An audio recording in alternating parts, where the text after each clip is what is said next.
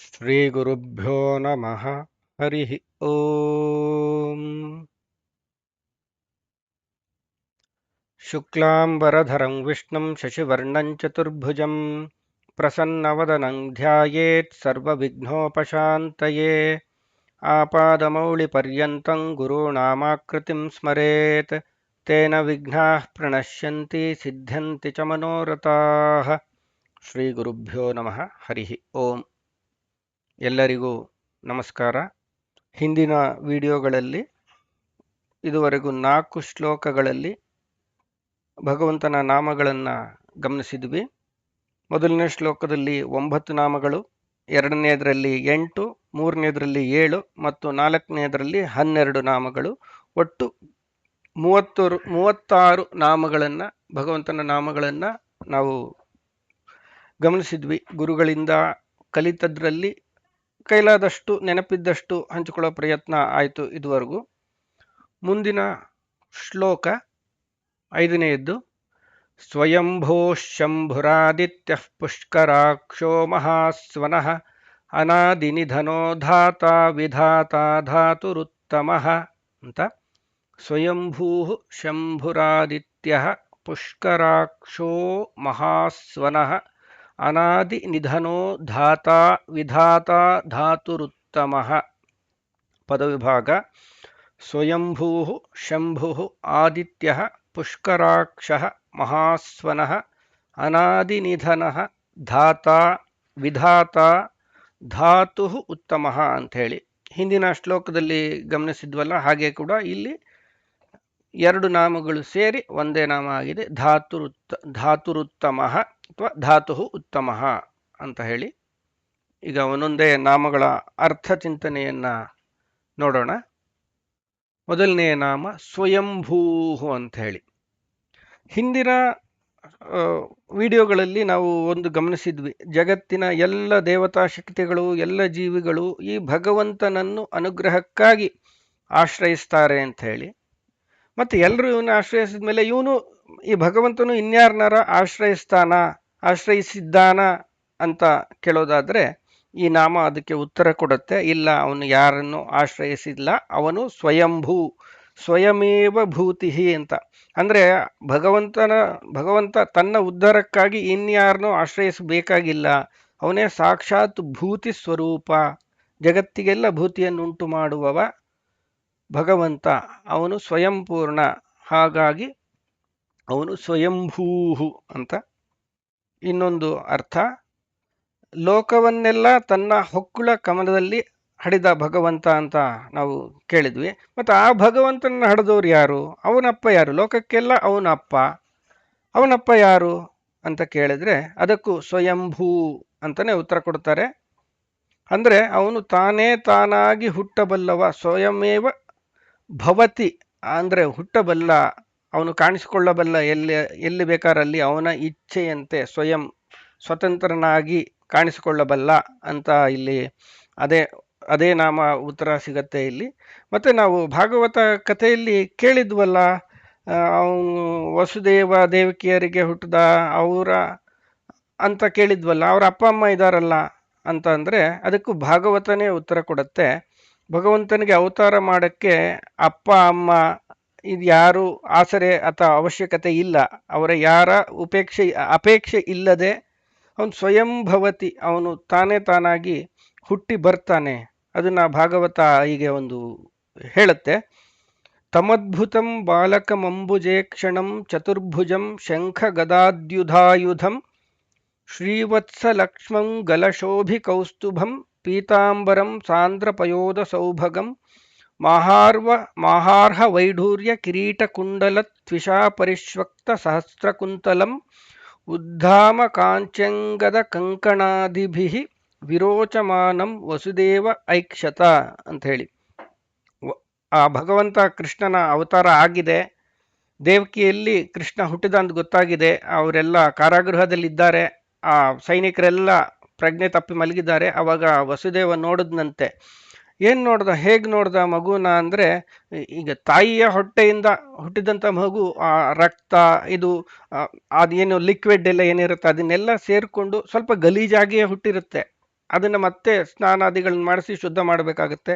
ಆದ್ರೆ ಕೃಷ್ಣ ಹುಟ್ಟಿದ ತಕ್ಷಣ ಹೆಂಗ್ ಕಾಣಿಸ್ತಾ ಅಂದ್ರೆ, ತಮದ್ಭುತಂ ಬಾಲಕಂ ಅಂಬುಜೇಕ್ಷಣಂ, ಅದೇ ಆ ಕಮಲದಂತಹ ಕಣ್ಣು, ವಿಶಾಲವಾದ ಕಣ್ಣು ನೋಡಿದ್ನಂತೆ, ಅದ್ಭುತವಾದ ಅದ್ಭುತವಾದ ರೂಪವನ್ನು ನೋಡಿದ್ನಂತೆ. ಅಂದ್ರೆ ಇದುವರೆಗೂ ಯಾರು ಕಂಡು ಕೇಳರಿಯದ ಹುಟ್ಟಿದ ಮಗು ಹೀಗಿರ್ಬೋದಾ ಅಂತ ಅನಿಸುವಂತಹ ಒಂದು ರೂಪದಲ್ಲಿ, ಶಂಖಚಕ್ರ ಗದಾದಿಗಳ ಆಯುಧಗಳಿದ್ವಂತೆ, ಶ್ರೀವತ್ಸ ಚಿಹ್ನೆ ಇತ್ತು, ಕೌಸ್ತುಭ ಮಣಿ ಹಾರ ಇತ್ತು, ಪೀತಾಂಬರ ಅಂದ್ರೆ ಹಳದಿ ಅಂದ್ರೆ ರೇಷ್ಮೆ ಬಟ್ಟೆ ಕೂಡ ಇತ್ತು. ಆಮೇಲೆ ಆ ಗುಂಗುರು ಗುಂಗುರು ಕೂದ್ಲು ಅದನ್ನಂತೂ ಎಲ್ಲೂ ಬಿಡದಂಗೆ ಆ ಸಾವಿರಾರು ದುಂಬಿಗಳು ಸುತ್ತಕೊಂಡಂಗೆ ಇತ್ತಂತೆ ಅವನ ತಲೆ. ಅಷ್ಟು ಒತ್ತಾದ ಗುಂಗುರು ಕೂದಲಿತ್ತು. ಕಾಂಚಿ ಕಾಂಚಿ ಅಂಗದ ಕಂಕಣಾದಿಭಿ, ಅಂದ್ರೆ ಈ ತೋಳುಬಂದಿ, ಕಂಕಣಗಳು, ಕಡಗ, ಆ ಕಿವಿ ಓಲೆಗಳು ಇದೆಲ್ಲ ಬಂಗಾರದ್ದು ಇದ್ದು, ವಿರೋಚಮಾನಂ ವಸುದೇವ ಐಕ್ಷತ, ಹೊಳಿತಾ ಇರೋ ಆ ಪುಟ್ಟ ಮಗುವನ್ನ ವಸುದೇವ ನೋಡಿದ್ನಂತೆ. ಆ, ಅಂದ್ರೆ ಇಲ್ಲಿ ನಾವು ಇದುವರೆಗೂ ಏನೇನು ಲಾಜಿಕ್ ಮಾಡ್ಕೊಂಡಿದ್ವಿ ಅದೆಲ್ಲ ಹೋಯ್ತು. ಭಗವಂತ ಹುಟ್ಟಿದವಾಗ್ಲೂ ಕೂಡ ಅವನು ಭಗವಂತನಾಗಿಯೇ ಬಂದಿದ್ದ ಅಂತ ಹೇಳಿ, ಅದು ಸ್ವಯಂಭೂ ಅನ್ನೋದಕ್ಕೆ ಅರ್ಥ ನೋಡಿದ್ವಿ. ಮತ್ತೆ ಇನ್ನೊಂದು ಸ್ವಯಮೇವ ಭಾವಯತಿ ಇತಿ ಸ್ವಯಂಭೂ, ಅಂದ್ರೆ ಜೀವಿಗಳನ್ನು ಹುಟ್ಟಿಸೋಕ್ಕೆ ಅವನಿಗೆ ಇನ್ನೊಬ್ಬರ ಸಹಯೋಗ ಅವಶ್ಯಕತೆ ಬೇಕು. ಅವನು ಹುಟ್ಟೋದಕ್ಕೂ ಅವನು ಅವತಾರ ಮಾಡೋದಕ್ಕೂ ಬೇರೆ ಅವರ ಅವಶ್ಯಕತೆ ಇಲ್ಲ, ಮತ್ತೆ ಜೀವಿಗಳನ್ನ ಸೃಷ್ಟಿಸೋದಕ್ಕೂ ಅವನಿಗೆ ಯಾವುದೇ ಅವಶ್ಯಕತೆ ಇಲ್ಲ. ಆದ್ದರಿಂದ ಅವನು ಸ್ವಯಂಭೂ ಅಂತಾರೆ. ವಾದಿರಾಜರು ಅವರ ಒಂದು ಆ ಪದ ಅಂದ್ರೆ ಹಾಡಿದೆ, ದಾಸರ ಪದಗಳಿದ್ದಂಗೆ ವಾದಿರಾಜರ ಒಂದು ಪದ, ನಮಸ್ತೆ ವಿಮಲೆ ಕೋಮಲೆ ರಮಾದೇವಿ ಅಂತ ಹಾಡು. ಅದರಲ್ಲಿ ಒಂದು ಮಾತು ಬರುತ್ತೆ, ತನ್ನ ಮೈಯಿಂದ ಮಕ್ಕಳ ಸೃಜಿಸಿ ಯುಗ ಯುಗದಿ ನಿನ್ನ ತಾರುಣ್ಯ ಲಾವಣ್ಯಗಳನ್ನು ಮನ್ನಿಸಿ ಪೊರೆವ ಹರಿಯ ಪಟ್ಟದ ರಮಣಿ ಮಾನ್ಯೇ ಚೈತನ್ಯೇ ಬಹುಗುಣ ಸದನೆ ಅಂತ ಹೇಳಿ ಲಕ್ಷ್ಮೀದೇವಿಯ ಸ್ತೋತ್ರ ಮಾಡ್ತಾ ಇರೋದು ಅಲ್ಲಿ ವಾದಿರಾಜರು. ಆದರೆ ತಗೊಂಡು ಬಂದಿದ್ದು ಭಗವಂತನ್ನೇ. ಅಂದ್ರೆ ಭಗವಂತನ ಪಾರಮ್ಯವನ್ನೇ ಇಲ್ಲೂ ಕೂಡ ಹೇಳ್ತಾ ಇದ್ದಾರೆ, ಹೊಗಳಿದು ಲಕ್ಷ್ಮಿಯನ್ನ. ಅಂದ್ರೆ ಲಕ್ಷ್ಮೀದೇವಿ ನಿನ್ನ ಸೌಂದರ್ಯ ಎಲ್ಲಿ ಹಾಳಾಗೋಗುತ್ತೋ ಅಷ್ಟೆಲ್ಲ ಮಕ್ಕಳನ್ನ ಹಡಿದ್ರೆ ಅಂತ ಹೇಳಿ ಈಗ ಎಲ್ಲ ಚಿಂತೆಗಳು ಹೇಗಾಗುತ್ತೋ ಆ ಥರ ವಾದಿರಾಜರು ಅವಾಗಲೇ ಅವರ ಊಹೆ ಆಗಿದೆ ನೋಡಿ. ಎಲ್ಲಿ ಈ ಜಗತ್ತನ್ನು ಹಡಿದು ನಿನ್ನ ಸೌಂದರ್ಯ ಹಾಳಾಗೋಗುತ್ತೆ ಅಂತ ಹೇಳಿ ಅವನೇ ಹಡಿದ್ಬಿಟ್ಟ ಜಗತ್ತನ್ನ ಹೊಕ್ಕಳ ಕಮಲದಲ್ಲಿ. ಮಕ್ಕಳ ಸೃಜಿಸಿ ಯುಗ ಯುಗದಿ, ಪ್ರತಿ ಯುಗದಲ್ಲೂ ನಿನ್ಗೆ ಏನೋ ಕೆಲಸನೇ ಕೊಡ್ದಂಗೆ ಎಲ್ಲ ಅವನೇ ಸೃಷ್ಟಿ ಸ್ಥಿತಿ ಎಲ್ಲ ಕೆಲಸಗಳನ್ನ ಮಾಡ್ತಾ ಇದ್ದಾನೆ. ನಿನ್ನ ತಾರುಣ್ಯ ಲಾವಣ್ಯ ಹಾಳಾಗದೆ ಇರೋಂಗೆ ಕಾಪಾಡ್ತಾ ಇದ್ದಾನೆ ಹರಿಯ ಪಟ್ಟದ ರಮಣಿ ಅಂತ ಲಕ್ಷ್ಮಿ ಸ್ತೋತ್ರ ಮಾಡ್ತಾ ಭಗವಂತನ ಸ್ತೋತ್ರವನ್ನು ಮಾಡ್ತಾರೆ ಇಲ್ಲಿ. ಅಂತಹ ಭಗವಂತ, ಎಲ್ಲರನ್ನು ಹುಟ್ಟಿಸುವ ಭಗವಂತ ಅವನು ಸ್ವಯಂಭೂ ಅಂತ ಹೇಳಿ. ಮುಂದಿನ ನಾಮ ಶಂಭು ಅಂತ ಹೇಳಿ. ನಾವು ಇಲ್ಲಿ ಶಿವ ಶಂಭು ಅಂತೆಲ್ಲ ನಾಮಗಳನ್ನ ಗಮನಿಸ್ತಾ ಇದ್ದೀವಿ. ಪ್ರಚಲಿತದಲ್ಲಿ ಯಾವಾಗಲೂ ರುದ್ರದೇವರ ನಾಮಗಳಾಗಿ ಇದು ಉಪಯೋಗದಲ್ಲಿರೋದು, ಶಿವ ಮತ್ತೆ ಶಂಭು ಅಂತ ಹೇಳಿ. ಆದರೆ ಭಗವಂತ ಸರ್ವಶಬ್ದ ವಾಚ್ಯತ್ವ ಇರೋದ್ರಿಂದ, ಭಗವಂತ ಸರ್ವಶಬ್ದ ವಾಚ್ಯನಾದ್ರಿಂದ, ಯೋ ದೇವಾನಾಂ ನಾಮಧ ಏಕ ಏವ ತಂ ಸಂಪ್ರಶ್ನಂ ಭುವನಾಯಂತ್ಯನ್ಯ ಅಂತ ಉಪನಿಷತ್ತುಗಳು ಹೇಳಿರೋದ್ರಿಂದ, ಶಿವನಿಗೂ ಶಿವನ ನಾಮವನ್ನು ಶಂಭು ನಾಮವನ್ನು ಕೊಟ್ಟವನು ಆಯಾ ರೂಪದಲ್ಲಿ ಆಯಾ ಹೆಸರಿನಿಂದ ಭಗವಂತ ಇದ್ದಾನೆ ಅನ್ನೋ ಕಾರಣಕ್ಕೆ ಅವರಿಗೆ ಆ ರೂಪ ಮತ್ತೆ ನಾಮ ಬಂತು ಅಂತ ಹೇಳಿ ಭಗವಂತನ ಮಹಾತ್ಮೆಯನ್ನ ಹೇಳ್ತಾರೆ. ಹಾಗಾಗಿ ಈ ಶಿವ ಮತ್ತೆ ಶಂಭು ಅನ್ನೋದು ಕೂಡ ನಾರಾಯಣನ ಶ್ರೀಹರಿಯ ನಾಮಗಳು. ಶಂಭು ಅರ್ಥ ಏನಪ್ಪಾ ಅಂದ್ರೆ, ಶಂ ಅಂದ್ರೆ ಆನಂದ ಅಂತ ಹೇಳಿ ನಾವು ಹಿಂದಿನ ಚಿಂತನೆಯಲ್ಲೆಲ್ಲ ಗಮನಿಸಿದ್ವಿ. ಶಂ ಭವತೀತಿ ಶಂಭು ಅಂದ್ರೆ ಅವನು ಆನಂದಮಯನಾಗಿ ಇರುತ್ತಾನೆ, ಆದ್ರಿಂದ ಅವನು ಶಂಭು ಅಂತ. ಇನ್ನೊಂದು ಶಂ ಭವತಿ ಅನೇನ ಇತಿ ಶಂಭು, ಸಕಲ ಜೀವಿಗಳಿಗೂ ಆನಂದ ಇವನಿಂದಲೇ ಸಿಗುತ್ತೆ, ಆನಂದದ ಅನುಭೂತಿ ಇವನಲ್ಲೇ ಸಿಗುತ್ತೆ, ಆ ಜೀವಿಗಳಿಗೆ ಅನುಭೂತಿ ಇವನಿಂದಲೇ ಉಂಟಾಗುತ್ತೆ, ಆದ್ರಿಂದ ಭಗವಂತ ವಿಷ್ಣು ಶಂಭು ಅಂತ ಹೇಳಿ. ಮುಂದಿನ ನಾಮ ಆದಿತ್ಯ. ಆದಿತ್ಯ ಅದಕ್ಕೆ ಅರ್ಥ ಹೇಳಿದ್ರೆ ಸಾಮಾನ್ಯವಾಗಿ ಕಣ್ಣಿಗೆ ಬೀಳುವಂಥದ್ದು ಅದಿತೇಹೆ ಅಪತ್ಯಂ ಪುಮಾನ್ ಆದಿತ್ಯ ಅಥವಾ ಅದಿತೇಹೆ ಅಯಂ ಆದಿತ್ಯ ಅಂತ ಹೇಳಿ ಅದರ ವಿವರಣೆ ಬರುತ್ತೆ. ಅಂದರೆ ಅದಿತಿಯ ಮಗ ಆದಿತ್ಯ ಅಂಥೇಳಿ. ನಾವು ಆದಿತ್ಯೆಯ ಮಕ್ಕಳು ಆದಿತ್ಯರು ಅಂತಂದ್ರೆ ನಾವು 12 ಜನ ಆದಿತ್ಯರ ಬಗ್ಗೆ ಕೇಳಿದ್ದೀವಿ, ದ್ವಾದಶಾದಿತ್ಯರು ಅಂತ. ಇವನು 12ರಲ್ಲಿ ಯಾವ ಆದಿತ್ಯ ಇವನು ಅಂತ ಕೇಳೋದಾದ್ರೆ 12 ಜನ ಯಾರ್ಯಾರು ಸುಮ್ಮನೆ ನಮ್ಮ ರೆಫರೆನ್ಸ್ಗೋಸ್ಕರ ಅದನ್ನ ನೋಡ್ಕೊಳ್ಳೋಣ.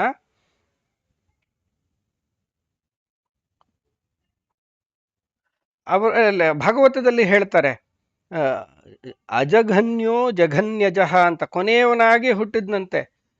ಅವನು ಲೋಕದಲ್ಲಿ ಎಲ್ಲರಿಗಿಂತ ಮೊದಲನೆಯವನು, ಆದರೂ ಕೂಡ ಆ ಅದಿತಿಯ ಮಕ್ಕಳಲ್ಲಿ ಕೊನೆಯವನಾಗಿ ಹುಟ್ಟಿ ಬಂದ ಅಂಥೇಳಿ. ಆ 12 ಜನ ಆದಿತ್ಯರು ಯಾರು ಅಂತ, ವಿವಸ್ವಾನ್ ಅರ್ಯಮಾ ಪೂಷಾ ತ್ವಷ್ಟಾ ಚ ಸವಿತಾ ಭಗಃ ಧಾತಾ ವಿಧಾತಾ ವರುಣಃ ಮಿತ್ರಃ ಶಕ್ರಃ ಉರುಕ್ರಮಃ ಅಂತ ಹೇಳಿ ಇವರು 12 ಜನ ಆದಿತ್ಯರು. ಈ ಒಂದು ಕಥೆ ಇದೆ ಅಥವಾ ಕೆಲವರಲ್ಲಿ ನಂಬಿಕೆ ಇದೆ, ಅಂದರೆ ಮಹಾಪ್ರಳಯ ಆಗುವಾಗ 12 ಜನ ಸೂರ್ಯರು ಆದಿತ್ಯರು, ಆದಿತ್ಯ ಅಂದರೆ ಸೂರ್ಯ ಅಂತ ನಾವು ಪ್ರಸಿದ್ಧವಾಗಿ ಕೇಳಿದ್ದೀವಿ, 12 ಜನ ಸೂರ್ಯರು ಒಟ್ಟಿಗೆ ಉದಿಸಿ ಪ್ರಳಯ ಆಗ್ಬಿಡತ್ತೆ ಅಂತ. 12 ಜನ ಸೂರ್ಯರಲ್ಲ, ಸೂರ್ಯ ಒಬ್ಬನೇ. ಸೂರ್ಯ ಅಂದರೆ ಸೂರ್ಯನ ಅಂತರ್ಯಾಮಿ ದೇವತೆ ಒಬ್ಬನೇ, ಸೂರ್ಯನ ಅಭಿಮಾನಿ ದೇವತೆ. 12 ಜನ ಅದಿತಿಯ ಮಕ್ಕಳು, ಅದಿತಿ ಕಶ್ಯಪರ ಮಕ್ಕಳು, ಅದಿತಿಯ ಮಕ್ಕಳಾದ್ರಿಂದ ಆದಿತ್ಯರು ಅಂತ ನಾವು ನೋಡಿದ್ವಿ. ಈ 12 ಜನ ಆದಿತ್ಯರಲ್ಲಿ ಕೊನೆಯದಾಗಿ ಹುಟ್ಟಿದವನು ಉರುಕ್ರಮಃ, ಅಂದರೆ ಅವನು ಲೋಕಕ್ಕೆಲ್ಲ ಮೊದಲನೆಯವನು, ಆದರೂ ಕೂಡ ಅದಿತಿ ಮಕ್ಕಳಲ್ಲಿ ಕೊನೆಯವನಾಗಿ ಹುಟ್ಟಿದ ಅಂತ. ಅವನೇ ತ್ರಿವಿಕ್ರಮನಾಗಿ ಬೆಳೆದಂತಹ ಪುಟ್ಟ ವಾಮನ, ಅವನೇ ಉಪೇಂದ್ರ. ಇನ್ನೊಂದು ಅರ್ಥ, ಆದತ್ತೇ ಇತಿ ಆದಿತ್ಯ, ಎಲ್ಲವನ್ನೂ ತೆಗೆದುಕೊಳ್ಳುವವನು, ಸೆಳೆದುಕೊಳ್ಳುವವನು, ಸ್ವೀಕರಿಸುವವನು, ಆದ್ರಿಂದ ಅವನು ಆದಿತ್ಯ ಅಂತ ಹೇಳಿ. ಅಂದರೆ ನಾವು ಇದನ್ನು ಗಮನಿಸ್ತೀವಿ, ಲೋಕದಲ್ಲಿ ಈ ಸಮುದ್ರದ ಉಪ್ಪು ನೀರು ಎಷ್ಟೇ ಉಪ್ಪುಪ್ಪಾಗಿರಲಿ ಅಥವಾ ಬೇರೆ ಎಲ್ಲೋ ಕೆರೆಯದ್ದೋ ಆ ಕೊಳಚೆಯ ನೀರು ಯಾವುದೇ ಇರಲಿ, ಎಷ್ಟು ಕೊಳೆಯಾಗಿದ್ರೂ ಕೂಡ ಸೂರ್ಯ ಒಮ್ಮೆ ಆವಿ ರೂಪದಲ್ಲಿ ಆ ನೀರನ್ನ ಎಳ್ಕೊಂಡು ಮತ್ತೆ ತಿರುಗಿಸಿ ನಮಗೆ ಕೊಡುವಾಗ ಶುದ್ಧವಾಗಿ ಅದನ್ನು ಪೂರ್ತಿ ಫಿಲ್ಟರ್ ಮಾಡಿ ಒಳ್ಳೆ ಶುದ್ಧವಾದ ಕುಡಿಯೋ ನೀರನ್ನ, ಅಂದರೆ ನಾವು ಈಗ ಆರ್ವ ವಾಟರ್ ಅಂತ ಏನು ಹೇಳ್ತೀವಿ, ಮಿನರಲ್ ವಾಟರ್ ಅಂತ ಹೇಳಿ, ಅಂತಹ ಶುದ್ಧವಾದ ಪರಿಶುದ್ಧವಾದ ನೀರನ್ನು ಮತ್ತೆ ನಮಗೆ ಹಿಂದಿರುಗಿಸಿ ಕೊಡ್ತಾನೆ. ಅಂದರೆ ನಾವು ಇಲ್ಲಿ ಒಂದು ಗಮನಿಸಬೇಕಾಗಿರೋದು ಏನಂದರೆ, ನಾವು ಅವನಿಗೆ ಏನು ಕೊಟ್ಟರು ಕೂಡ ಅದನ್ನು ನಾವು 100 ಮಡಿ ಮಾಡಿ ಶುದ್ಧ ಮಾಡಿ ಕೊಡ್ತಾನೆ. ಹಾಗಾಗಿ ನಾವು ನಮ್ಮ ಮನಸ್ಸನ್ನು ಭಗವಂತನಲ್ಲಿ ಇಟ್ಬಿಟ್ರೆ, ಅವನಿಗೆ ಅರ್ಪಿಸ್ಬಿಟ್ರೆ ಅವನ ಮನಸ್ಸನ್ನು ಶುದ್ಧಿ ಮಾಡಿಬಿಡ್ತಾನೆ ಅಂತ ಹೇಳಿ ಇಲ್ಲಿ ನಾವು ಅನುಸಂಧಾನ ಮಾಡಬೇಕು. ಹಾಗೆ ಅಂದರೆ ಭಗವಂತನ ಪಾಪಗಳನ್ನು ಕೂಡ ಸೆಳೆದುಕೊಂಡು ಅವನು ಶುದ್ಧ ಮಾಡ್ತಾನಂತೆ.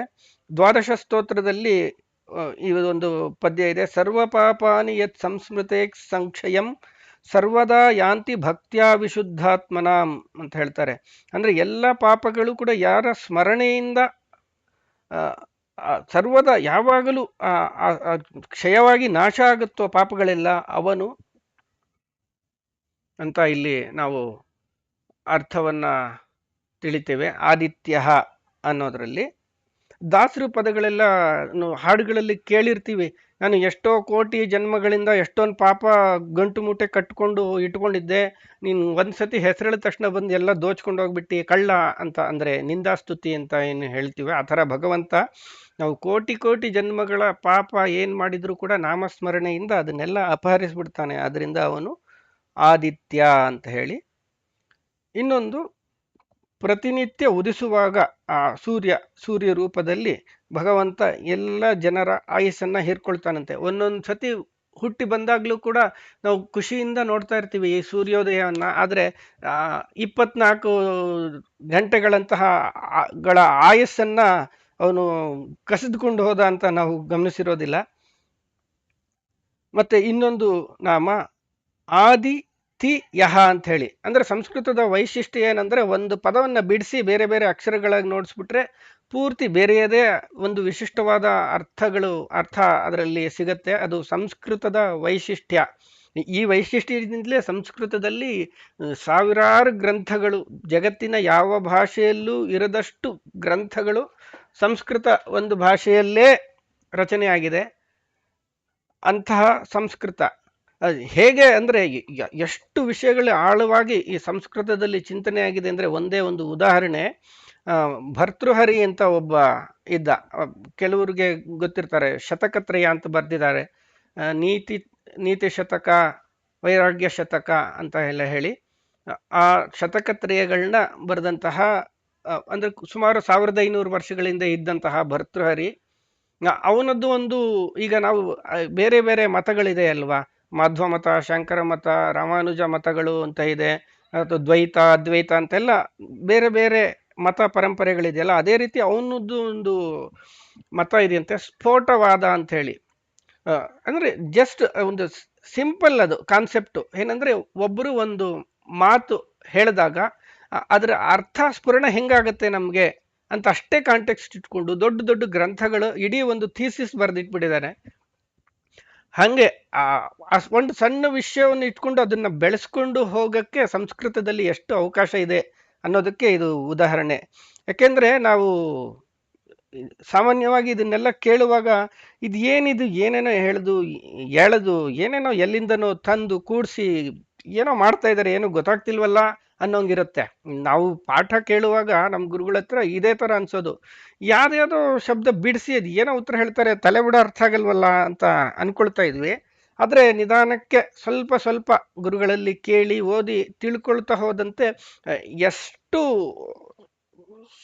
ಸೂಕ್ತವಾಗಿ, ಸ್ವಲ್ಪವೂ ವ್ಯತ್ಯಾಸವಿಲ್ದಂಗೆ ಪೂರ್ತಿ ಲಾಜಿಕಲ್ ಆಗಿ ಕನ್ಕ್ಲೂಡ್ ಮಾಡೋಕ್ಕೆ ಸಿಗತ್ತೆ. ಇದೆಲ್ಲ ಏನು ಕೂಡಿಸ್ತೀವೋ ಅರ್ಥಗಳನ್ನ, ಪದಗಳನ್ನ ಒಡೆದು ಬೇರೆ ಬೇರೆ ಅರ್ಥಗಳನ್ನ ಅಂತ. ನಾವು ಕನ್ನಡದಲ್ಲಿ ಬೇಂದ್ರೆ ಅವರು ಈ ಥರ ಮಾಡೋದ್ರಲ್ಲಿ ಬಹಳ ಫೇಮಸ್ ಅವರು. ಅಂದ್ರೆ ಸುಮ್ಮನೆ ಒಂದು ವರ್ಡ್ ಏನಾದ್ರು ಕಂಡ್ರೆ ಲೋಕಕ್ಕೆಲ್ಲ ಬೇರೆ ಥರ ಕಂಡ್ರೆ ಅವ್ರಿಗೆ ಅದು ಕಣ್ಣಿಗೆ ಬೇರೆದೇ ಕಾಣುತ್ತೆ. ಅವರು ಮಹಾ ಕವಿಯಾಗಿದ್ದವರು. ಒಂದೇ ಒಂದು ಉದಾಹರಣೆ ಏನಪ್ಪಾ ಅಂದ್ರೆ, ನೋಡು ಅಂತ ನಮಗೆಲ್ಲ ಕೇಳಿಸಿದ್ರೆ ನಮ್ಗೇನು ಅನಿಸುತ್ತೆ, ನೋಡು, ಏನೋ ಒಂದು ನೋಡಬೇಕು, ನೋಡು ಅಂತ ಅರ್ಥ ಆಗುತ್ತೆ. ಆದರೆ ಅವ್ರಿಗೆ ನೋ ಅಂದರೆ ಇಂಗ್ಲೀಷ್ನ KNOW ಮತ್ತು DO ಡು ಇದೆರಡು ಅವ್ರ ಕಣ್ಣಿಗೆ ಬೀಳುತ್ತೆ. ಅಂದರೆ ತಿಳಿದು ಮಾಡು ಅಂತ. ನೋಡು ಅಂತಂದರೆ know something before you do ಅಂತ ಹೇಳಿ. ಏನೋ ಒಂದು ಸ್ವಲ್ಪನಾರ ಗೊತ್ತಿರ್ಬೇಕು ನೀನೇನೋ ಒಂದು ಕೆಲಸ ಮಾಡಕ್ಕೆ ಹೋದಾಗ, ಹಂಗೆಲ್ಲ ಅವ್ರಿಗೆ ಅರ್ಥ ಆಗುತ್ತೆ. ಅಂದರೆ ಈ ನೋಡೋ ಕಣ್ಣಿದ್ದವ್ರಿಗೆ ಲೋಕದಲ್ಲಿ ಏನು ಬೇಕಾದ್ರೆ ಕಾಣತ್ತಂತೆ. ಅದೇ ರೀತಿ ವ್ಯಾಖ್ಯಾನಕಾರರ ಕಣ್ಣಿಗೆ ಒಂದೊಂದು ಪದ, ಒಂದೊಂದು ಅಕ್ಷರದಲ್ಲಿ ಏನೇನೋ ಅರ್ಥಗಳು ಕಾಣುತ್ತೆ. ಅಂದರೆ ನಾವು ಅಧ್ಯಯನದ ವ್ಯಾಪ್ತಿ ಜಾಸ್ತಿ ಆಗ್ತಿದ್ದಂಗೆ ಯಾವುದೋ ಒಂದು ಪುರಾಣದಲ್ಲಿ ಅಥವಾ ಉಪನಿಷತ್ನಲ್ಲಿ, ಇಲ್ಲ ರಾಮಾಯಣ ಮಹಾಭಾರತ ಇತ್ಯಾದಿ ಪ್ರಾಚೀನ ಇತಿಹಾಸ ಗ್ರಂಥಗಳಲ್ಲಿ ಇದಕ್ಕೆ ವಿವರ ಸಿಕ್ಬಿಡುತ್ತೆ. ಹಾಗಾಗಿ ಇದು ಅತ್ಯಂತ ಸ್ವಾರಸ್ಯವಾಗಿ ಇರುವಂತಹ ಒಂದು ಸಂಸ್ಕೃತ ಭಾಷೆ. ಅದರ ಮಧ್ಯದಲ್ಲಿ ಈ ಶಬ್ದದ ಅರ್ಥಗಳನ್ನ ನೋಡ್ತಾ ಇದ್ದೀವಿ. ಆದಿ ತಿ ಯಹ ಅಂತ ಹೇಳಿ 3 ನಾವು ಅಕ್ಷರಗಳನ್ನ ನೋಡ್ತೀವಿ. ಒಂದು ತಿ ಅಂದ್ರೆ ತತಿ ಅಂತ, ವಿಸ್ತಾರ. ತತಿ ಅಂತಂದ್ರೆ ವಿಸ್ತಾರ ಆಗೋದು ಅಂತ ಹೇಳಿ ಅರ್ಥ ಸಂಸ್ಕೃತದಲ್ಲಿ. ಮತ್ತೆ ಯ ಅಂದ್ರೆ ಜ್ಞಾನ ಅಂತ ನಾವು ಹಿಂದಿನ ವಿಡಿಯೋಗಳಲ್ಲಿ ಗಮನಿಸಿದ್ವಿ. ಸಂಸ್ಕೃತದಲ್ಲಿ ಎಲ್ಲಿ ಒಂದು ಚಲನೆ ಮತ್ತು ಬೆಳಕು ಅನ್ನೋ ಅರ್ಥ ಕೊಡೋ ಶಬ್ದ ಇದೆಯೋ ಅಲ್ಲೆಲ್ಲ ಜ್ಞಾನ ಅಂತ, ಅಂದ್ರೆ ಕಾಂಟೆಕ್ಸ್ಟ್ಗೆ ತಕ್ಕಂಗೆ ಅದನ್ನ ಅರ್ಥ ಮಾಡ್ಕೊಳ್ಬೇಕು ಅಂತ ಹೇಳಿ. ಯ ಅಂದ್ರೆ ಜ್ಞಾನ. ಈ ಕಾಂಟೆಕ್ಸ್ಟಿಯಲ್ ಮೀನಿಂಗು ಹೆಂಗೆ ಬರುತ್ತೆ ಸಂಸ್ಕೃತದಲ್ಲಿ ಅಂದ್ರೆ, ಸೈಂಧವ ಅಂತ ಒಂದು ಶಬ್ದ ಇದೆ ಸಂಸ್ಕೃತದಲ್ಲಿ.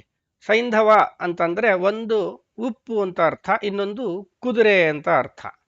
ಅಂದ್ರೆ ಸಿಂಧುವಿನಿಂದ ಬರುವಂಥದ್ದು, ಉತ್ಪತ್ತಿ ಆಗುವಂಥದ್ದು ಅಂತ ಅರ್ಥದಲ್ಲಿ. ಸಿಂಧು ಅಂದ್ರೆ ಸಮುದ್ರ, ಸಮುದ್ರದಲ್ಲಿ ಸಿಗತ್ತೆ ಅನ್ನೋ ಲೆಕ್ಕದಲ್ಲಿ ಅದಕ್ಕೆ ಉಪ್ಪು ಅಂತ ಅರ್ಥ ಸೈಂಧವ ಅಂದ್ರೆ. ಇನ್ನೊಂದು ಸಿಂಧು ದೇಶದಲ್ಲಿ ಹೆಚ್ಚಾಗಿ ಪ್ರಸಿದ್ಧವಾಗಿ ಇರುವಂತಹ ಕುದುರೆಗಳು, ಅಲ್ಲಿ ವಿಶಿಷ್ಟ ಜಾತಿಯ ಕುದುರೆ ಇರುತ್ತಂತೆ, ಅದಕ್ಕೆ ಸೈಂಧವ ಅಂತಾರೆ.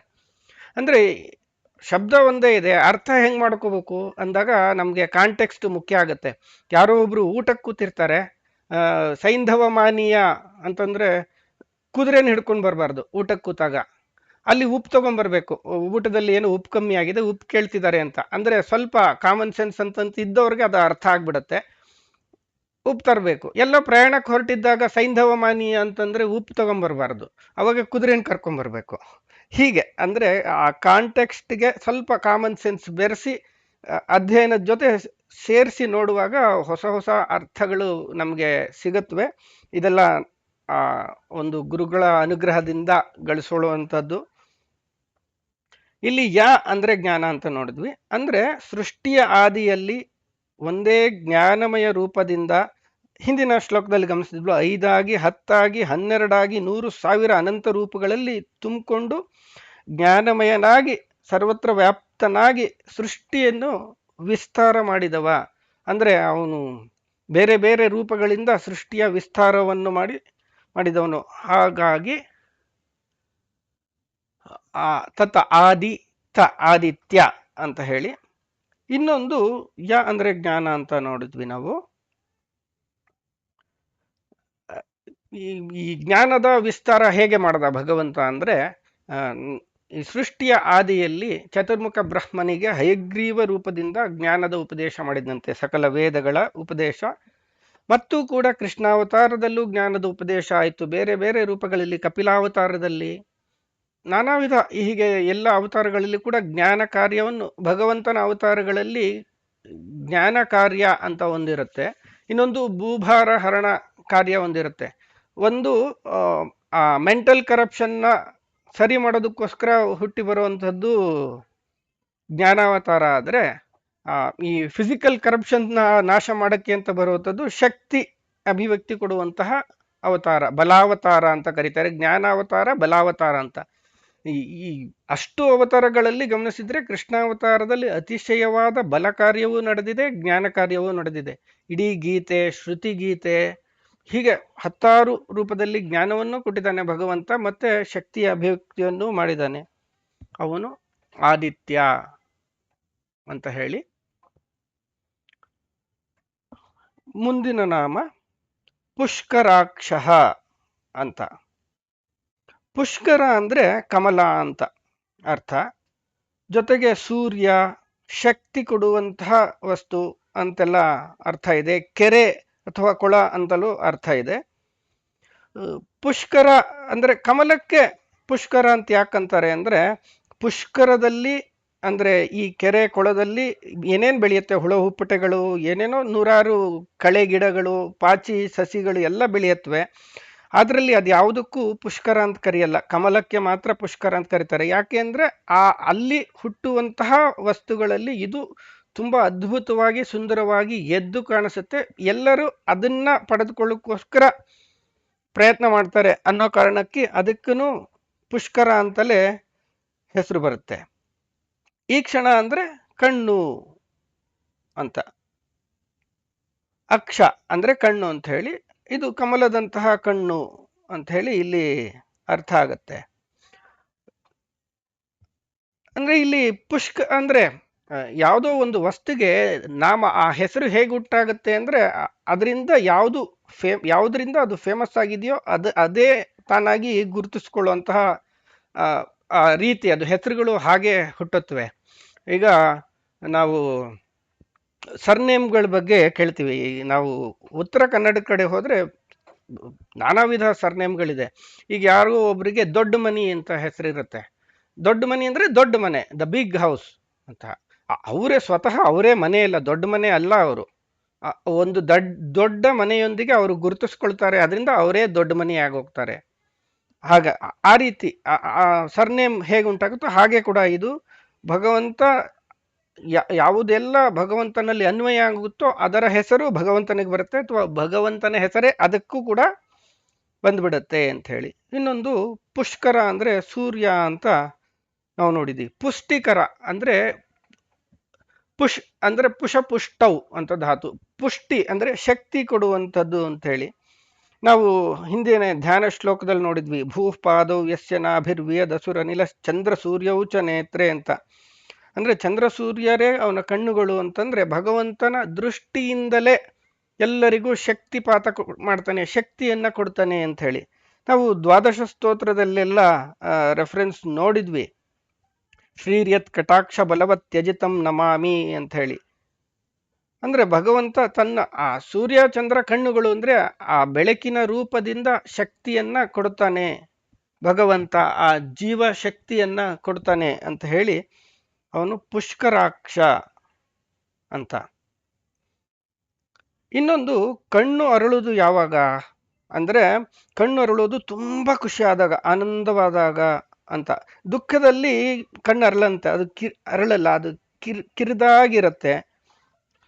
ಮತ್ತೆ ಭಗವಂತ ಆನಂದಮಯ ಆಗಿದ್ರಿಂದ ಯಾವಾಗ್ಲೂ ಕಣ್ಣುಗಳಿಂದ ಆನಂದ ತುಂಬಿ ತುಳುಕ್ತಾ ಇರತ್ತಂತೆ. ಈ ವಾಯುಸ್ತುತಿಯಲ್ಲಿ ಒಂದು ಶ್ಲೋಕದಲ್ಲಿ ಬರುತ್ತೆ, ಭಗವಂತನ ಆ ವಿಶಾಲ ಕಣ್ಣು, ಪುಷ್ಕರಾಕ್ಷ ಅಗಲವಾದ ಕಣ್ಣು, ಅದರ ಅರ್ಥ ಏನು, ಅದರ ಮಹಿಮೆ ಏನು ಅಂತ ಹೇಳ್ತಾರೆ. ದಿವ್ಯಾದೇಶ ಪ್ರಣೇತಿ ದೃಹಿಣ ಹರವರ ವಧ್ಯರಕ್ಷೋ ವಿಘಾತಾದ್ಯಾಸೇವೋದ್ಯದಯಾರ್ದ್ರ ಸಹ ಭುಜಮಕರೋತ್ ರಾಮನಾಮ ಮುಕುಂದ ದುಷ್ಪ್ರಾಪೆ ಪಾರಮೇಷ್ಠೆ ಕರತಲಮತುಲಂ ಮೂರ್ಧ್ನಿ ವಿನ್ಯಸ್ಯ ಧನ್ಯನ್ ತನ್ವನ್ ಭೂಯಃ ಪ್ರಭೂತ ಪ್ರಣಯ ವಿಕಸಿತಾಬ್ಜೇಕ್ಷಣಸ್ತ್ವೇಕ್ಷಮಾಣ ಅಂತ. ಅಬ್ಜೇಕ್ಷಣ ಅಂತನು ಕಮಲ, ಅದೇ ಪುಷ್ಕರಾಕ್ಷ ಅಂದ್ರು, ಅಬ್ಜೇಕ್ಷಣ ಅಂದ್ರು, ಕಮಲನಯನ ಅಂದ್ರು, ಅದೇ ಅರ್ಥ. ಅದ್ರ ಮಹಿಮೆ ಏನು ಅಂತಂದ್ರೆ, ಪ್ರಾಣದೇವರು ಹನುಮಂತನಾಗಿ ರಾಮಾವತಾರದ ಸಂದರ್ಭದಲ್ಲಿ ಅತಿಶಯವಾದ ಸೇವೆ ಮಾಡಿದ್ದಾರೆ. ಮತ್ತೆ ಸುಂದರಕಾಂಡದಲ್ಲಿ ನಾವು ನೋಡ್ತೀವಲ್ಲ, ಆ ಜಾನಕಿ ದೇವಿಯನ್ನ ಹುಡುಕೊಂಡು ಕಪಿಗಳೆಲ್ಲರ ಜೊತೆ ಹೋದಾಗ ಭಗವಂತನಿಗೆ ಹನುಮಂತನಲ್ಲಿಯೇ ವಿಶೇಷವಾದ ನಂಬಿಕೆ, ಹಾಗಾಗಿ ತನ್ನ ಆ ಗುರುತಿನ ವಸ್ತುಗಳನ್ನೆಲ್ಲ ಕೊಟ್ಟು ಕಳಿಸ್ತೇನೆ, ಸೀತೆಗೆ ನೆನಪಿಗೋಸ್ಕರ ತಗೋ ಅಂತ ಹೇಳಿ. ಹಾಗೆ ಹೋದಂತಹ ಹನುಮಂತ ಸೀತೆಯನ್ನು ಹುಡುಕಿ ಅಲ್ಲಿದ್ದ ಬಹಳಷ್ಟು ಮಂದಿ ರಾಕ್ಷಸರನ್ನ, ರಾವಣನ ಸೈನ್ಯ, ಅವನ ಮಗ ಅಕ್ಷಕುಮಾರ ಎಲ್ಲರನ್ನೂ ಕೊಂದು ರಾವಣನಿಗೂ ಒಂದು ವಾರ್ನಿಂಗ್ ಕೊಟ್ಟು ಬಂದ್ಬಿಡ್ತಾನೆ, ಬೆಂಕಿ ಹಚ್ಚಿ. ಕೊನೆಗೆ ಹೋಗಿದ ಕೆಲಸ ಆಯ್ತು. ಮತ್ತೆ ರಾವಣನಿಗೆ ಒಂದು ನೋಟಿಸ್ ಹೋಯ್ತು, ನೋಡಪ್ಪ, ನಾನೊಬ್ಬ ಕಪಿ, ಮತ್ತಃ ಪ್ರತ್ಯವರ ಕಶ್ಚಿತ್ ನಾಸ್ತಿ ಸುಗ್ರೀವ ಸನ್ನಿಧವು ಅಂತ ಹೇಳ್ತಾನೆ ಹನುಮಂತ. ಅಂದ್ರೆ ನಾನ್ ನೋಡಪ್ಪ ಇಷ್ಟೆಲ್ಲ ಮಾಡಿದೀನಿ ಬಂದು, ಅಂದ್ರೆ ನನಗಿಂತ ಚಿಕ್ಕವನ್ ಯಾರು ಇಲ್ವೇ ಇಲ್ಲ ಸುಗ್ರೀವನ್ ಸೈನ್ಯದಲ್ಲಿ, ಇರೋರೆಲ್ಲ ನನಗಿಂತ ದೊಡ್ಡವರೇ ಅಂತ ಒಂದು ವಾರ್ನಿಂಗ್ ಕೊಟ್ಟು ಹೋಗ್ತಾನೆ. ನೋಡಿ, ನಾನೇ ಬಂದ್ರೆ ಎಷ್ಟಾಯ್ತು, ಇನ್ನು ಅಷ್ಟು ಕಪಿಗಳು ಬಂದ್ರೆ ನಿನ್ನ ಹಣೆ ಬರ ಏನಾಗ್ಬೋದು ಅಂತ ವಾರ್ನಿಂಗ್ ಕೊಟ್ಟು ಹನುಮಂತ ಬಂದು ಭಗವಂತನಿಗೆ ನಮಸ್ಕಾರ ಮಾಡಿಸ್ತಾನೆ. ರಾಮನಿಗೆ ತುಂಬಾ ಖುಷಿ ಆಗ್ಬಿಡತ್ತಂತೆ. ಸೀತೆ ಏನಾದ್ಲು ಅಂತ ಹುಡುಕ್ತಾ ಇದ್ದ. ಆವಾಗ ಇಷ್ಟು ಎಲ್ಲ ವಿಷಯಗಳು ತಿಳಿತು, ತುಂಬಾ ಸಂತೋಷ ಆಯ್ತು. ಅವಾಗ ಏನ್ ಮಾಡಿದ್ನಂತೆ ಅಂದ್ರೆ, ದೇವಿಯ ಆದೇಶ ಪ್ರಣೇತಿ, ದೇವಿಯ ಆದೇಶವನ್ನ ತಗೊಂಡು ಬಂದ ಹನುಮಂತ. ಮತ್ತೆ ಎಷ್ಟೊಂದು ದೊಡ್ಡ ದೊಡ್ಡ ದೇವತೆಗಳ ಶಿವನ ವರದಿಂದಲೂ ಬಲಿಷ್ಠರಾದಂತಹ ಅಕ್ಷಕುಮಾರ ಮೊದಲಾದ ಎಲ್ಲ ರಾಕ್ಷಸರನ್ನ ಕೊಂದು ಬೇರೆ ಬಂದಿದ್ದಾನೆ. ಬಹಳ ಖುಷಿಯಾಗಿ ದಯಾರ್ದ್ರಹ ಸಹಭುಜ ಮಕರೋತ್ ಅಂತಾನೆ. ಆ ಸೇವೆಯಿಂದ ತುಂಬಾ ದಯೆ, ಪ್ರೀತಿ ಹುಟ್ಟಿ ಸಹಭುಜ ಮಕರೋತ್ ಅಂತ, ಅಂದ್ರೆ ಸಹಭೋಜನವನ್ನ ಕೊಟ್ಟ ಅಂತ ಹೇಳ್ತಾರೆ. ಸಹಭೋಜನ ಅಂದ್ರೆ ಏನು ಅಂದ್ರೆ ಮುಂದೆ ಬರುತ್ತೆ. ರಾಮನಾಮ ಮುಕುಂದ, ಮೋಕ್ಷ ಕೊಡೋನು ಸಹಭೋಜನವನ್ನೇ ಕೊಟ್ಟ ಅಂತ. ದುಷ್ಪ್ರಾಪೆ ಪಾರಮೇಷ್ಠೆ ಕರತಲ ಮತುಲಂ ಮೂರ್ಧ್ನಿ ವಿನ್ಯಸ್ಯ ಧನ್ಯಂ ತನ್ವನ್ ಭೂಯಃ ಪ್ರಭೂತ ಪ್ರಣಯ ವಿಕಸಿತಾಬ್ಜೇಕ್ಷಣಸ್ತ್ವೇಕ್ಷಮಾಣ ಅಂತ. ಅವನಿಗೆ ಖುಷಿಯಿಂದ ಕಣ್ಣು ಅರಳಿದೆ. ಹನುಮಂತನ ಎಷ್ಟು ನೋಡಿದ್ರು ಸಾಕಾಗ್ತಾ ಇಲ್ಲ. ರಾಮ ಹೇಳ್ಕೊತಾನೆ, ಈ ಒಬ್ಬ ಹನುಮಂತ ಇಲ್ಲ ಅಂದಿದ್ರೆ ಇಡೀ ಸೂರ್ಯವಂಶ ನಾಶ ಆಗೋಗ್ತಿತ್ತು. ಈ ಹನುಮಂತ ಇಲ್ಲ ಅಂದಿದ್ರೆ ಸೀತೆ ನನಗೆ ಸಿಗ್ತಾ ಇರಲಿಲ್ಲ. ಸೀತೆ ಸಿಕ್ಕಿಲ್ಲ ಅಂದ್ರೆ ನಾನು ಆತ್ಮಹತ್ಯೆ ಮಾಡ್ಕೋಬೇಕಿತ್ತು. ನಾನು ಹೋದ್ರೆ ನನ್ನ ಹಿಂದೆ ಲಕ್ಷ್ಮಣನು ಬರ್ತಿದ್ದ, ನನ್ ಬಿಟ್ಟಿರ್ಲಿಲ್ಲ. ಅಲ್ಲಿ ಭರತ ಶತ್ರುಘ್ನರು ನನಗೋಸ್ಕರ ಕಾಯ್ತಿದ್ದಾರೆ. ನಾನು ಹೋಗ್ಲಿಲ್ಲ ಅಂದಿದ್ರೆ ಭರತ ಅಗ್ನಿ ಪ್ರವೇಶ ಮಾಡ್ತಾನೆ. ಅವನು ಸತ್ರೆ ಇನ್ನ ಅವನ ಹೆಂಡ್ತೀರು, ನಮ್ಮ ತಾಯಿಯಂದ್ರು ಎಲ್ಲರೂ ಕೂಡ ಅಗ್ನಿ ಪ್ರವೇಶ ಮಾಡಿ ಸಾಯ್ತಾರೆ. ಇಂಥ ಇಡೀ ಸೂರ್ಯವಂಶ ನಾಶ ಆಗ್ಬೇಕಾಗಿತ್ತು, ಈ ಒಬ್ಬ ಹನುಮಂತನಿಂದ ಇಷ್ಟೆಲ್ಲ ಉಳಿತು ಅಂತ ಹೇಳಿ ತುಂಬಾ ಪ್ರೀತಿಯಿಂದ ಅವನಿಗೆ ಪಾರಮೇಷ್ಠಿ ಪದವಿಯನ್ನೇ ಕೊಟ್ಬಿಟ್ನಂತೆ. ಪಾರಮೇಷ್ಠಿ ಕರತಲ ಮತುಲಂ, ಅವನ ತಲೆ ಮೇಲೆ ಕೈ ಇಟ್ಟು ವಿಶಾಲ ಕಣ್ಣುಗಳಿಂದ ಮತ್ತೆ ಮತ್ತೆ ಕಣ್ಣಿಂದ ಹೀರ್ಕೊಂಡ್ಬಿಡ್ತೀನಿ ಹನುಮಂತನ ಅನ್ನೋಷ್ಟು ಪ್ರೀತಿಯಿಂದ ಕಣ್ಣು ಅಗಲಿಸಿ ನೋಡಿದ್ನಂತೆ ಭಗವಂತ. ಅದನ್ನ ವಾಯುಸ್ತುತಿಯಲ್ಲಿ ಹೇಳ್ತಾರೆ, ಸೋಷ್ಣುತೆ ಸರ್ವಾನ್ ಕಾಮಾನ್ ಸಹ ಬ್ರಹ್ಮಣ ವಿಪಶ್ಚಿತ ಇತಿ ಅಂತ ಉಪನಿಷತ್ ಮಾತು. ಇಲ್ಲಿ ನಾವು ಸಹಭೋಜನ ಅಂದ್ರೆ ಇತಿಹಾಸದಲ್ಲಿ ತನ್ನ ಜೊತೆ ಎಲೆಯಲ್ಲಿ, ಒಂದೇ ಎಲೆಯಲ್ಲಿ ಕೂತ್ಕೊಂಡು ಹನುಮಂತನ ಜೊತೆ ಊಟ ಮಾಡ್ದ ಅನ್ನೋಂಗೆಲ್ಲ ಅರ್ಥ ಮಾಡ್ಕೊಳ್ತಾರೆ. ಆದರೆ ಉಪನಿಷತ್ತಿನ ಅರ್ಥ ಬೇರೆಯದ್ದೇ ಇದೆ. ಈ ಹನುಮಂತ ವಾಯುದೇವರು ಮುಂದೆ ತಾನೇ ಚತುರ್ಮುಖ ಬ್ರಹ್ಮ ಪದವಿಗೆ ಬರುವಂತಹವನು ಮುಂದಿನ ಕಲ್ಪದಲ್ಲಿ ಅಂತಹ ಇದ್ರ ಸೂಚನೆ ಅದು. ಮುಂದಿನ ನಾಮ ಮಹಾಸ್ವನಃ ಅಂತ ಹೇಳಿ. ಸ್ವನ ಅಂದರೆ ಶಬ್ದ, ಸ್ವನ ಅಂದರೆ ಶಬ್ದ, ಸೌಂಡ್. ಅಂತ ಹೇಳಿ. ಮಹಾಸ್ವನ ಅಂದರೆ ತುಂಬ ದೊಡ್ಡದಾದಂತಹ ಹಿರಿದಾದ ಮಹತ್ತರವಾದಂತಹ ಶಬ್ದ. ಅಂದರೆ ಈ ಹಿರಿದಾದ ಶಬ್ದಗಳು ಅಂದರೆ ವೇದಗಳು ಅಂತ ಹೇಳಿ. ಯಾವ ಶಬ್ದ ಅತ್ಯುತ್ತಮವಾದದ್ದೋ, ಯಾವುದು ಅತ್ಯಂತ ಅರ್ಥಪೂರ್ಣವಾದದ್ದೋ ಅದು ನಿಜವಾಗಿ ಶಬ್ದ. ಬೇರೆದೆಲ್ಲ ಸೌಂಡು, ಸುಮ್ಮನೆ. ಭಗವಂತ ಸರ್ವಶಬ್ದ ವಾಚ್ಯ ಹೌದು, ಆದರೆ ಅದನ್ನ ಕಾಣುವವರೆಗೆ ಮಾತ್ರ. ಆದರೆ ವೇದದಲ್ಲಿ ನೇರವಾಗಿ ಭಗವಂತನನ್ನೇ ಹೇಳುತ್ತೆ. ಆದ್ರಿಂದ ಅದು ಎಲ್ಲ ಶಬ್ದಗಳಲ್ಲಿ ಅತ್ಯುತ್ತಮವಾದಂತಹ ಶಬ್ದ. ಅದು ಮಹಾಸ್ವನಃ ವೇದ. ಅಂತಹ ವೇದಗಳಿಂದ ವೇದ್ಯನಾದವನು ಅಂತ ಹೇಳಿ ಭಗವದ್ಗೀತೆಯಲ್ಲಿ ಒಂದು ಶ್ಲೋಕ ಬರುತ್ತೆ. ವೇದೇಶ್ಚ ಸರ್ವೈರಹಮೇವ ವೇದ್ಯೋ ವೇದಾಂತ ಕೃದ್ವೇದ ವಿದೇವ ಚಾಹಂ ಅಂತ ಹೇಳಿ. ಅಂದರೆ ವೇದಶ್ಚ ಸರ್ವೈರಹಮೇವ ವೇದ್ಯ ಅಂದರೆ ಎಲ್ಲ ವೇದಗಳಿಂದನೂ ನಾನೇ ವೇದ್ಯನಾಗಿದ್ದೇನೆ, ಎಲ್ಲ ವೇದಗಳು ನನ್ನನ್ನೇ ಹೇಳುತ್ತವೆ. ವೇದಾಂತ ಕೃತ್ ವೇದವಿತ್ ಅಂತ. ವೇದಾಂತ ಕೃತ್ ಅಂದರೆ ವೇದಾಂತವನ್ನ ಮಾಡಿದವನು ಅಂತ. ಅಂದರೆ ವೇದಗಳನ್ನು ಹುಟ್ಟಿಸಿದ್ದು ಭಗವಂತ ಅಲ್ಲ, ಭಗವಂತನಿಂದ ಸೃಷ್ಟಿ ಆದಿಯಲ್ಲಿ ಅಭಿವ್ಯಕ್ತವಾಯಿತು ವೇದ, ಅಂತಾಗಿ ಅವನು ವೇದಾಂತ ಕೃತ್. ಮತ್ತೆ ವೇದವಿತ್, ಇಡೀ ವೇದಗಳ ರಹಸ್ಯ ಲಕ್ಷ್ಮೀದೇವಿಗೂ ಗೊತ್ತಿಲ್ಲ, ಕೇವಲ ಭಗವಂತನಿಗೆ ಮಾತ್ರ ಗೊತ್ತು ಅಂತ ಹೇಳ್ತಾರೆ. ಹಾಗಾಗಿ ಎಲ್ಲ ವೇದಗಳನ್ನು ತಿಳಿದವನು, ವೇದವಾಚ್ಯನಾದವನು ಭಗವಂತ. ಹಾಗಾಗಿ ಅವನು ಮಹಾಸ್ವನಃ ಅಂತ. ಮತ್ತೆ ಇನ್ನೊಂದು, ಜಗತ್ತಿನ ಎಲ್ಲ ಶಬ್ದಗಳು ಯಾರ ಮಹಾತ್ಮೆಯನ್ನೇ ಹೇಳುತ್ತವೋ ಅವನು ಮಹಾಸ್ವನ, ಎಲ್ಲ ಶಬ್ದಗಳಿಂದಲೂ ವಾಚ್ಯನಾದವನು. ಇನ್ನೊಂದು, ಈ ಪದವನ್ನ ಬಿಡಿಸ್ತಾ ಹೋದ್ರೆ ಮಹಾ ಅಸು ಅನಹ ಅಂತ 3 ಶಬ್ದಗಳಾಗುತ್ತೆ. ಅಸು ಅಂದ್ರೆ ಇಂದ್ರಿಯಗಳು, ಇನ್ನೊಂದು ಅಸು ಅಂತಂದ್ರೆ ಪ್ರಾಣ ಅಂತನೂ ಅರ್ಥ ಇದೆ. ಈಗ ನೀವು ಅಸುನೀಗುವುದು ಅಂದ್ರೆ ಸಾಯೋದು ಅಂತ ಅರ್ಥ, ಅಂದ್ರೆ ಪ್ರಾಣ ಹೋಯ್ತು ಅಂತ ಅರ್ಥ. ಅಂದ್ರೆ ಅಸು ಅಂದ್ರೆ ಪ್ರಾಣ ಅಂತ. ಈಗ ಅಸು ಅಂದ್ರೆ ಒಂದು ಇಂದ್ರಿಯಗಳೆಲ್ಲ ಸಕ್ರಿಯವಾಗಿರೋದು ಯಾವಾಗ? ಪ್ರಾಣ ಇದ್ದಾಗ ಅಂತ. ಹಾಗೆ ಪ್ರಾಣ ಹೋದ್ರೆ ಇಂದ್ರಿಯಗಳು ಹೋಗುತ್ತವೆ. ಹಾಗಾಗಿ ಮಹಾ ಅಸು ಅಂತಂದ್ರೆ ಈ ಎಲ್ಲ ಇಂದ್ರಿಯಗಳ ನಿಯಾಮಕನಾದಂತಹ ಪ್ರಾಣದೇವರು ಅಂದ್ರೆ ವಾಯುದೇವರು.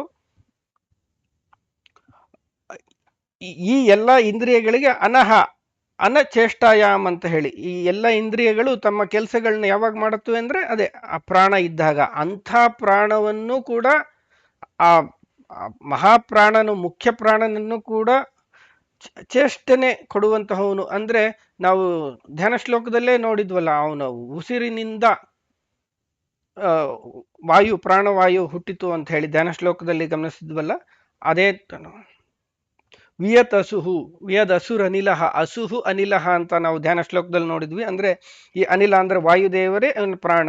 ಯಾವ ಪ್ರಾಣ ಸಕಲ ಇಂದ್ರಿಯಗಳನ್ನು ಆ ಚೇಷ್ಟನೆ, ಅದರಿಂದ ಕ್ರಿಯೆಗಳನ್ನ ಮಾಡಿಸುತ್ತೋ ಆ ಪ್ರಾಣದೇವರಿಗೂ ಕೂಡ ಆ ಪ್ರಾಣದೇವನಿಗೂ ನಿಯಾಮಕನಾದವನು, ಚೇಷ್ಟಕನಾದವನು ಮಹಾ ಅಸು ಅನಹ, ಮಹಾಸ್ವನಃ ಅಂತ ಅರ್ಥ.